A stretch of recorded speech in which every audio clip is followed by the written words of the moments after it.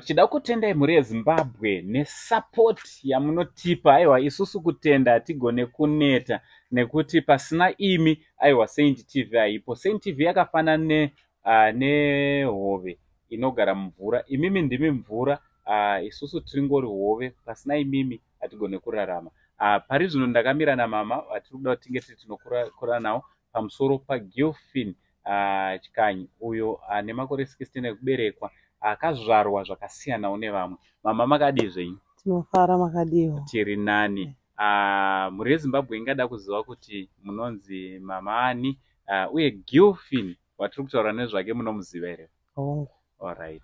Ini ndonzi Margaret Muguti kana kuti mainyika dzina. Alright. Gilfin makatanga muziva rini? Kubva achiberekwa. Kubva achiberekwa. Namai vake mungatsanangura ukama wamuinawo namai vake mai vake ishamwari yangu. Ishamwari yenyu. Kureva kuti kubva mwana achizvarwa muchiwirirana muchiona mwana achikura.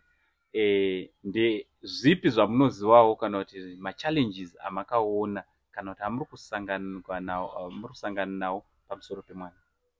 Alright, zvakanaka. Isusu Gilfin kubva achikura achiberekwa, angove kuma grade 2 grade 3 ndo patikanyatsoona kuti anofarira macolors echisikana, anofarira zvinhu zvechisikana. Saka taitombomuti pamba tichimuseka tichitomuti atete ava vanoda zvinhu zvakaita sei. Pakutenga ukatenga unzi chaachide, pakutenga paende ndiripo dzimwe nguva chimutsarudzirawo zvinhu zvake nichitenga kubva ati uyu anoda makala akadai, pamba pacho weidzosa kuti aiwa isi ndeyandoda.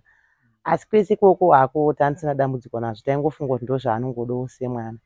Kusvika mwana azokura, muna June gore rapera iri ndo patikaona dambudziko kukura kwarikaita chinzwa kuti Gilfin akidnapwa. Zvinhu zvakatinetsa zvokuti svondo rekutanga kana mai vacho vanga vakaomerwa, zvokuti unoona kuti even vemachechiwo vamwe vazvinzwa vaitibatsira kunamata, nyangwe nesuwo tichinamata. Takaona Mwari, nekuti pamwe pacho kuti vadye kana kuti kulanchi sengapa nguva ine 1 yakwana tinodya pamwe chete. Saka pamwe pacho vaizochema kudai kuti vasikana ichiwo kuti ndafunga kuti mwana ari paya asikana izvezvi. Munhu akanetseka nekuda kwemwana. Ini ndiri padhuze navo, vamwewo vaitaura zvakasiyana siyana vakati manje hanzi awanikwa paipai svondo ranzi awanikwa, umwe akati manje mukadya zvinhu zvavo mwana musatanist achakujoinisai. But nekuziva kuti mwana uyu akaberekwa ndakatarisa ini hapana chingamboitika. Zvinhu zvakaramba zvichingoti nanhasi zvinongotinetsa kuti pamwe pacho akangopinda even musika matoshandira, vanhu vanoramba kwamutaurisa kubva achiri kure kusvika padhuze. Saka zvinhu zvinongotinetsa kuti vanhu chii chavangaite kuti vanzwisise pamusoro pezvake yeGilfin. Saka isi rutonetsekawo. Chinhu chikuru chakunyanya kutinetsa mazuva ano kuti sezvo vana vari kuchikoro vanotora nguva yakareba vari kuchikoro pazuva, kumba yoita nguva diki. Saka iye ari kutora nguva hombe ari kumba, asiri kuendawo mune vamwe. Saka anobva aita kunge asina kufanana nevamwe. Saka tanichikumbirawo kana pane zvikoro zvichagamuchirawo mwana kuti agonewo kuendawo kuchikoro afanane nevamwe vanhu.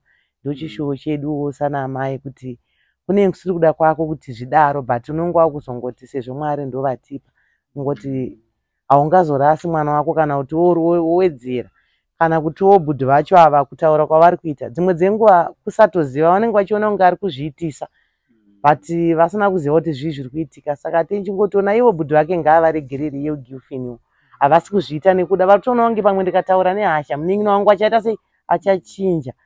Saka tanichikumbirawo even ivo mai vacho kushinga kwavakaita, varamba vachishingisa kunyangwe nevana vavo kuti ndo zvazviri. Inini zvangu pacha hapana chandomboona kuti ichi kunze kwodai aendawo kuchikoro angofanana nevamwe vana, nguva yake zhinji yapera ari kuchikoro. Kana iko kumachechiwo zvakangooma kuti amai vachienda kuchechi nemwana wozonzi havachagamuchira mwana. Ivo ndo vanofanira kuwana nguva yekunamatira isusu vanhu. Saka ipapo tinongoti nevo machechiwo nyika nekuipa kwayaita nekunzi vana vari kudai, ivo ngavatibatsirewo kunamata, vachinamatira kunyangwe nevana vadiki. Nokuti vakati havachagamuchira mwana muchechi, ndekupi kwaanoenda? Kuchechi haagamuchirike, kuchikoro haagamuchirike. Saka achaita sei? Zvinobva zvanetsa. Saka tanichikumbirawo kana tichibatsirikawo mhuri yeZimbabwe vatibatsirewo nezvavanogona kutibatsirawo nazvo, nyangwe vakuru vehurumende, kuti vana vagone kugamuchirika muzvikoro vanenge vakadaro, nokuti haasiri yega. vana vacho vakawanda. vakawanda. Kwamunoshandira kune vamwe zvechokwadi patasvika isusu tatoona tega kutoti papinda mwana mwana akatosimba, vanhu varamba vakamutarisa, vamwe vatombomira zvavanga vachiita. Api mashoko amungada kuudzawo kune vamunotobata navo mumusika mamunotengesa? Zvakanaka. Mashoko anotoda kuti vazive hakusi kuda kwavo Maitikanya kana kuti kuda kwake Gilfin. Rimwe rezuva sezvo vanhu vari kuramba takangodaro takawanda, umwe munhu achatobereka wake wakadaro, uye meduwo mumusika varimo vamwe vanopfeka sevakomana. Ngavangomugamuchira vamunzwisise kuti ndo zvaari. Ndo chikumbiro changu. Zvikuru sei kuti paanopinda torega kuramba takaisa maziso kwaari kuti iye agone kuzofambawo zvakanaka. Nokuti akasimudza maziso akaona vanhu vese vakamutarisa anokanganisika kuti ndakasiya nei nevamwe vanhu. Ndizvozvo.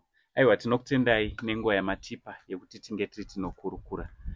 Muri yeZimbabwe ndofunga muchingozvinzwirawo tiripo pakuti tinge tiri tinobatsira mwana wedu kuti araramewo upenyu hunomawo kungofanana nevamwe vana vese. Aiwa, makasununguka kuti nyorerawo comment section kuti munofungei nezvenyaya yaGilfin chikanyi yatiri kukurukura nezvayo. Kuno Karoi from Uncle Saint, the only Zim uncle. For now, it's much love.